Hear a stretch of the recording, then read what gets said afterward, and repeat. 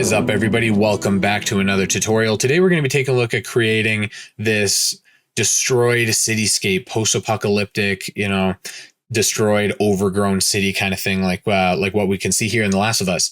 The Last of Us was actually primarily shot in my hometown of Calgary, Alberta. This right here is a road I'm very familiar with, 4th Avenue flyover coming off of Memorial going into the downtown core. So I thought it would be fun to do this effect on some footage that I shot in the very city that HBO shot for The Last of Us. So let's get started. Here we are in After Effects. After Effects is not needed for this project at all. This is just the compositor of choice for myself. I was going through the drone footage and choosing selects, and this is the piece of footage that I settled on. This is Calgary, Alberta, where The Last of Us is filmed. And this is a very simple drone shot of just the drone sort of elevating into the air. There's nothing too crazy or dynamic, though this technique, as you'll see, is adaptable to pretty much any kind of drone shot, assuming that it doesn't go like upside down or turn completely around like 180 degrees. So we're going to be using this for a shot. I've resized the shot to be the aspect ratio that I want, just a little bit wider. And then I went ahead and exported this as a high bitrate H.264. Now, a lot of people might be watching this wondering why I chose H.264, not a PNG sequence. PNG sequence, contrary to popular belief, pretty heavy to run. Those frames can actually bog down your system quite a bit. This original footage was shot directly in the camera on the drone that I have in H.264. So exporting it to a higher bitrate format isn't going to really give you any advantage. So I just kept it at a slightly higher bitrate on the export just to make sure I wasn't losing any information. But aside from that, it's pretty much exactly how it came out of the camera. So let's get started. All right, so here we are back in Blender. Heads up right off the bat, I'm not a motion tracking expert. So if anybody's watching this and has any tips or suggestions, go ahead and leave that in the comments below. So to start motion tracking, you're going to want to hit this plus button up here, go to VFX and motion tracking. It's going to open up this window here. Open will allow you to bring in your footage. Set keyframes will set your timeline to the same amount of frames your footage is. And prefetch will save that footage in a RAM so we can scrub nice and smooth. So make sure you're on frame 1 here. And I'm going to change some of these settings to work better with 4K footage. From what I understand, a lot of these features were set up with HD footage in mind. So with that being said, I'm going to bring pattern size to 30 and the search size to 160, and I'm going to click normalize. From what I understand, normalize keeps luminance values in mind as the pixel patterns change, so that any light intensity shifting will be kept in mind for the continuity of the pattern size. And pattern size and search size are pretty self-explanatory. But if you're ever wondering what any of these options mean, if you just hover your mouse over pretty much anything in Blender, it will give you a quick synopsis of what it means. So pattern size, size of pattern area for newly created tracks, and search size, size of search area for newly created tracks. So with those settings being changed, I'm going to hit detect features. That's going to bring some points that Blender thinks are good candidates for tracking. And this probably would work extremely well, but we're going to need more points to recreate geometry. This is pretty good, and Blender only needs 8 good points to track to get a really solid track. But we want a point cloud essentially so we can start recreating some of this geometry. So with that in mind, I'm going to select detect features, the menu at the bottom there, and I'm going to bring the threshold down to 0.01 and the distance down to 60. Now, these settings aren't going to work for everybody right off the bat. There's going to be some experimentation that's going to be needed to be done on your part to make sure that everything works.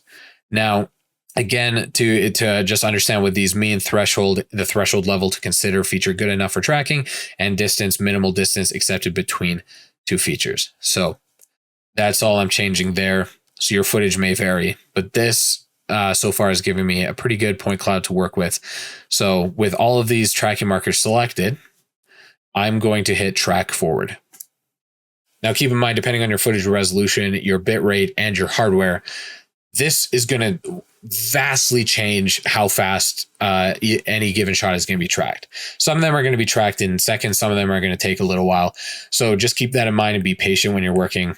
Motion tracking, camera solving is, kind of a difficult thing to get your head around. So with all these tracking markers selected, I'm going to go to solve, and I'm just going to show you what would happen if we were to solve this camera motion without refining any of these points. So keep in mind that a good pixel error, a solve error, is below half a pixel. This is 827.77. That's pretty bad. Now that mostly that's because a lot of our tracking points are losing their way. So before we do that, I'm going to refine our focal length, our optical center, and our radial distance. That's just going to keep in mind the lens distortion while we're working, so that it can add that to its computation. So now we can go to clean solve, and we could filter the tracks. Now, I don't know if this is an isolated thing on my part. It might very well be. I might even be using the feature wrong. Whenever I filter tracks, I always get errors down here in the graph. Always. I don't know why. This has only been happening since I've been using 3.4. So I suspect that it's a bug. But the best way to get around that is just to select any of these tracks that deviate from the mean here, or the average. So this tight green bundle is what Blender is looking at as its average pixel error, and this is what all of the tracking points that are consistent through the shot look like. So anything that falls outside of that range, you can actually select on the graph. And because you can select them on the graph, you can delete them. So you just select them, hit X, delete curve. It's that simple. So we're just going to go through and manually clean these tracks. And I'm going to be pretty aggressive. Even things that are pretty close to the average, things that might be useful, I'm going to go ahead and delete just so that we take them out entirely. We have so many tracking markers, we don't really have to worry about holding on to ones that are good but not great.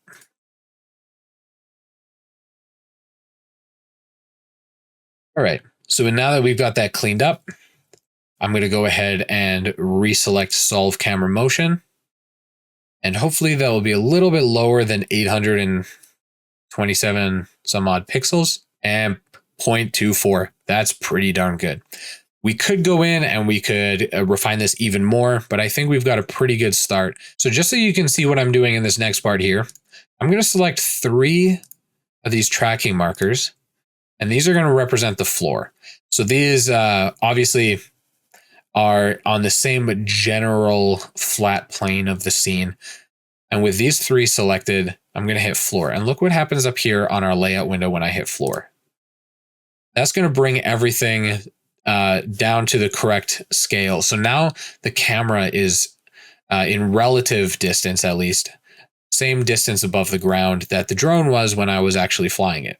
So with that selected there, and we don't really have a good option here to select for the origin. You want the origin to kind of be in the middle of your floor plane so that it brings everything out, but you can't really see our floor plane here because of all these tall buildings in the way. So I'm just going to go ahead and leave that and move on to the next step. And the next step is to set as background, and that just brings our footage into the camera view as the background for the camera, so we can see a little bit easier what we're working with. And I'm going to hit set up tracking scene as well. And what that's going to do is that's just going to make sure that everything appears in the scene. From this point, we can actually start to manually correct for the distortion that we're seeing here. So I'm going to go into layout, and I'm going to bring down the options for the viewport overlays, and I'm going to select motion tracking. And that's just going to make it so we can see all of our tracking markers. Now, these aren't selectable, and these are parented to the camera. So because they're parented to the camera, and the camera actually is not animated using keyframes, it's animated using constraints, we can actually adjust the camera rotation so that things fit a little bit better. So I'm going to go into Y view here, and I'm going to rotate just to kind of bring everything in line with a relative, everything on the bottom to like relative flatness. We can also see the towers here, depending on what view we're in. So we can kind of make sure that these are built a little bit straighter. Yeah, you can see it here really well. If I rotate this on the X, you can see some of that skew. I want to get as many of those points as close together as I can. I'm also going to rotate this on the Z axis so that we're kind of looking at things more or less from a 90-degree angle. I might also select the camera, bring it over here, so we have a little bit of a contrast point to work with. I'm gonna rotate this on the X just to kind of bring these in line with how, just to get them a little bit flatter. And I'm going to rotate on the Y as well. There we go. That's pretty good. I might bring this down on the Z axis a little bit as well. So there, now we've got our point cloud. I'm going to go ahead and delete this light just so that it doesn't trip me up later. I'm also going to delete the default cube and the plane that were brought in when we selected set tracking scene. At this point, I'm going to go back to motion tracking. I'm going to make sure all of these tracking markers are selected. I'm going to go to the geometry. I'm going to go solve tab here where it says geometry, bring that down. And I'm going to select 3D markers to mesh. What that does is that converts every tracking point to an actual vertex. So you can see here, it's called tracks. We can move it, but it is one solid piece of geometry with each vertex representing a different tracking point. So with that being said, we can go into edit mode and we can select this vertex up here, for instance, and we can select or send the 3D cursor to that point. If we jump into the camera view, we can actually see that that represents the edge of this building. I'm going to open up background images, put the footage in the front and increase the opacity to like 0.8. And you're going to see why in a second. I'm going to bring in a plane. I'm going to rotate that on the X-axis 90 degrees. And because we localized our scene based off of this building more or less to right angles on the X and Y, I now have a flat plane that more or less represents what this wall is in 3D space. So from this point, I can scale this up. I can move this in that axis, and that is more or less representative of what that wall actually is. I can go into edit mode. I can select this edge here. I can bring that edge down. I can bring this edge over as well on the X axis to represent that edge there. I'm going to bring this up as well. There's a little bit of skew, so I can go ahead and select that vertex and just bring this down a little bit. Then I can bring this edge over on the X-axis. I'm going to line that up halfway between these windows. At this point, I'm going to hit E to extrude along the Y-axis, and I'm going to bring this wall over here. I'm going to adjust it for the skew a little bit, just so we can kind of make sure everything is more in line. And I'm going to flare out the bottom here so that we're intersecting these points a little bit better. Might do the same up here, just to kind of catch everything and make sure that we're actually in line with these points a little bit better. You can also bring this point out, the middle point. Yeah, you can start to see how that works pretty quickly. Bring this guy out as well to intersect. And now that we have a point in the middle here, I can go ahead and bevel that point. And just like that, I have a 3D representation of this building in the scene. Now, this doesn't have to be perfect. It just has to work for your camera view, though, of course, it does work better if it is perfect. So I'm going to go ahead and make sure that this point here is a little bit more in line with what we're looking at. And because the footage is shot through a physical piece of glass, it's shot through a lens, maybe the drone wasn't perfectly 90 degrees to the ground, you're always going to have skew. No matter what you do, you're probably never going to be able to set up your scene perfectly to represent perfect 90-degree angles where you'd expect them to be. Also, things just in the real world aren't built perfectly square. We try, but they're just not built that way. So as you can see, this is tracking really well. I might bring this point down just a little bit. I might bring these all down a little bit. Yeah. Or just these ones. There we go. And now we have a 3D representation of this building in our scene. And what we can do with that is pretty incredible. So using the vertexes to lock in your 3D point and then building off of those, you can start to bridge these. Another thing you can do, if you select the tracks and you go into edit mode, you can select individual vertices, and then you can select 3 of them or 4 of them at a time and hit F and fill that in as a polygon. So now I could select these ones, and I could select this one, and I could select this one. And now I've started roughly constructing the edge of this building here. This is a little tedious, and because there is variation in how the tracking markers interpolate data, you're going to get something that's a little bit bumpy. So I would actually suggest going this flat route here, but that is a legitimate way to build out your geometry. So now that we've started building out our scene, I'm going to go over render settings before we go any further, just so that there's no confusion. So we want these pieces of geometry that represent our buildings to be shadow catchers. Now, what is a shadow catcher? It basically is exactly what it says it is. Anything that we put near this piece of geometry, this will catch its shadow, so that in return, it will transfer that information onto our footage. That's more or less what we're looking for. So to do that, you want to make sure that you're in cycles. And from here, you want to select object properties, go down to visibility, and under mask, shadow catcher.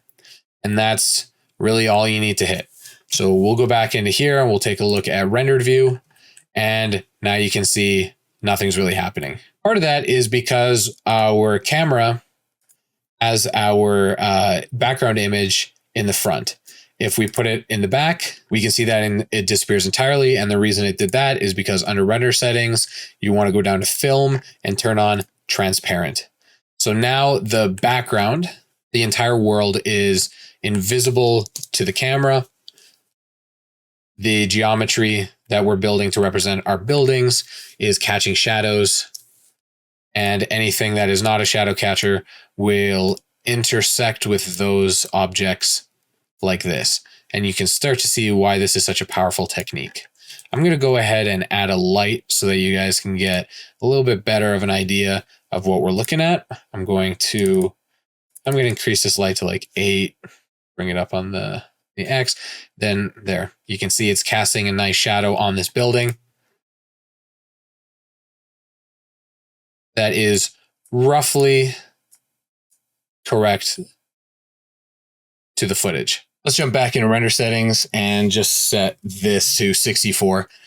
If we were to render this right now, we'd have a couple problems. And to see why, I'm going to open up the compositor. This entire node setup was set up automatically when we selected set tracking scene.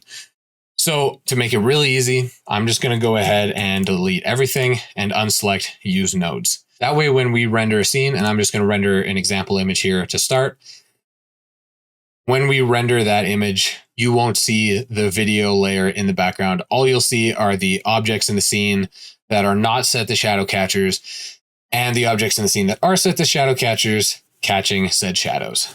So how do you composite this over your footage? So in the output properties, you're going to want to make sure you're using a format that supports alpha. So PNG supports alpha, but my weapon of choice is EXR with a DWAA compression codec.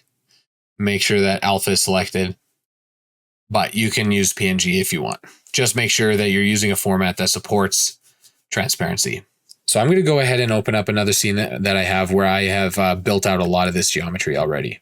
So here we are in another scene. It's the same thing. This is a little bit longer of a track because it's a little bit more of a evolved shot of what we're working at in the motion tracking part of this tutorial. But if I bring down the opacity here, you can see that I've reconstructed some of the buildings from our footage. Now, I've also done something else. I've also started cutting holes in them. And cutting holes in the buildings are really easy. It's easier to do from this angle here because you want to make sure that you're kind of going in line with where the windows are. So I'm going to bring down the opacity a little bit, just kind of show you what I was doing. Select the geo, and this geo just selects the entire city here. Select the geo, and then tab into edit mode. And then from here, all I did is I placed loop cuts on my geo for things like structure for these sections here for the windows. So now I can hit K and go to the knife tool, and I can start busting out some of these windows. So there, if I select this face here, I can delete that as a face. And now we have a busted out window here. But obviously that just shows what's behind there. So from here, there's a number of things you can do. You can bring in asset packs like from Kitbash, which is what I did for the scene that I built. I have some of the aftermath buildings in there to fill in those spaces. But another thing you can do is you can build your own. So, you can bring in a cube. Let's bring that cube over to this building. We can bring that up. We can go into edit mode, scale that down on the Z axis, go back into the camera view. We want to see where these floors are. So here's a floor here. I'm going to scale up on the X axis a little bit. I'm just going to select this face back here so that we can bring that in. And this face here, bring that in so it's not intersecting. Bring that face in a little bit. So as you can see, I've got a little bit of thickness to the wall here. And that was just done by extruding these edges and then putting that on its own as its own piece of geometry so that I can put a different texture on it. But with this floor here, just making sure that nothing is intersecting too much, we can duplicate that floor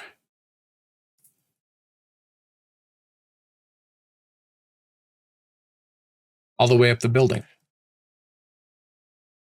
Just keeping in mind that floors obviously go between the windows. We don't want to break the laws of architecture.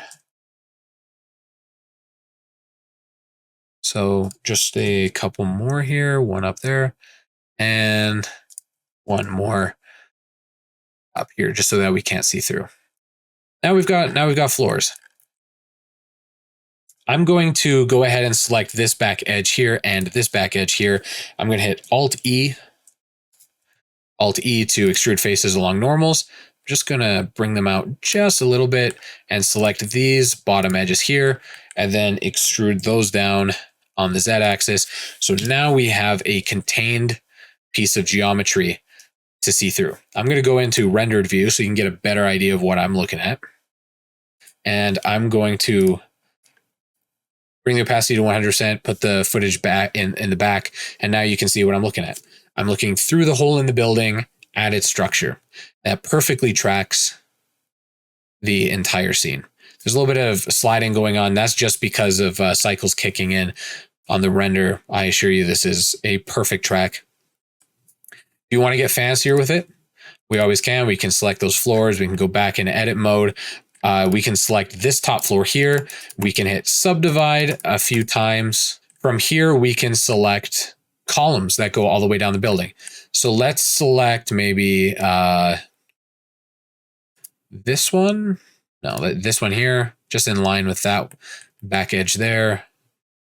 Maybe we'll select this one, and maybe we'll select this one and this one. And then we'll hit E, extrude those all the way down on the Z axis. And now we've got a little bit of structure inside that you can see when the footage is playing. We could also go ahead and we could basically do whatever we want. If I subdivide this a few more times, maybe I want this section here to be a wall that extends up 3 stories. Maybe it stops there. You know, maybe down here, I could subdivide this a few times as well. Maybe I select these 3 points, bring them up just a little bit. Maybe I'll add another loop cut here and select these 3 faces, extrude those back inside a little bit, select these back faces and delete those faces, refill that. Maybe that's a desk, you know, we can texture that however we want. But this is what I was talking about in another tutorial I did about implied detail, how to get lots and lots of bang for your buck when you're trying to add detail. Another thing we can do is we can add our 3D cursor to, let's say, this edge here. And you don't have to use an asset pack for this. It just makes it easier. There are free asset packs that will basically get you 90% of the way. Botanic is a great one, has a free version. I'm going to go ahead and spawn in this shrub right here. And now we can start adding this as kind of overgrowth vegetation.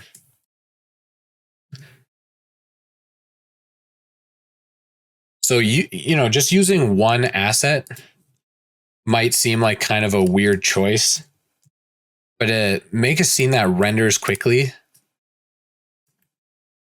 you can get away with a lot just using different variations of one thing, especially when you can scale it. So this guy here, maybe we bring this down and we scale on everything except the Z-axis, make this nice and thin, poke out from the wall a little bit. And now we have a little bit of vines growing out, a little bit of tendrils of vines. So you can add that all around the scene. You can build out these edges. You can have them intersecting in different places. And before you know it, you've destroyed the entire town that you live in. So this is the shot for the scene that I'm currently working on. It's not done yet. There's still a lot of work to go. But as you can see, I've used different asset packs to add more detail to this area here. I've used vegetation to imply overgrowth areas over here and over here. I've used destroyed buildings to cover up buildings closer to the foreground. And because everything is tracked and everything is localized in space, this all works amazingly right off the bat. Let's go ahead and jump into rendered view and take a look at what we're dealing with here. So because I have everything set up on transparency as a shadow catcher, this is all that gets exported. And this perfectly overlays on the footage back in compositing. You can see all the detail in there. You can see how well this works. You know, using the right HDRI really gets you a lot of the way. So to get your lighting to match is a little bit more complicated, and that's definitely something that I'm going to cover in the future. But a good place to start is Polyhaven. Polyhaven has free HDRI textures to use in your scenes up to 16K. For this scene in particular, we are using, let's see here, we are using Mud Road, and I am mixing it with values directly from the scene. So to get a little bit better idea of what I'm going to be doing, I'm going to duplicate our HDRI texture, and I'm going to just output that for now. And as you can see, it doesn't quite match the color tones. Now, some of that could be the material properties, but because this is white in a large open scene like this, there should definitely be more cast here. So the best way to get started with that is to add a mix node. Make sure you have color selected. I'm going to open up a color ramp. I'm going to select the black handle here, open up the color, select the eyedropper tool, and now I'm going to pick a dark blue in the sky. So maybe this over here, and I'm going to select the white and do the same thing to a lighter part of the sky. I'm going to bring that into the B input on the mix node, select this to multiply, bring the factor up, and now we're mixing these colors with this HDRI. As you can see here, I've done a little bit of balancing. So to do that, I'm just bringing the hue and saturation in. And if you want to get a little bit better idea of what you're doing, you can turn off transparent so you can see that. And then when you select transparent back and forwards, you can see the major differences. So I'm going to bring up the value, which is the brightness, to 4, make sure that that works. And that's looking pretty good. So that's pretty much the way that I have it set up here. These were slightly different colors I selected that gave a little bit better tone, but you want to play with those, and you can do that by just opening these up and making sure that your values are closer to what you're trying to match. So then we can go ahead and create shadow catcher. So that's pretty much the basics. That includes everything that I did to create destruction, to add detail, to build out these scenes, and hopefully that will help you guys build cool shots in the future. If you have any questions, of course, let me know in the comments below. If you have any tips or tricks that might streamline some of the things that I talked about, feel free to let me know down below. With all that being said, I hope you guys have a great day, and I hope to see you next time. See ya.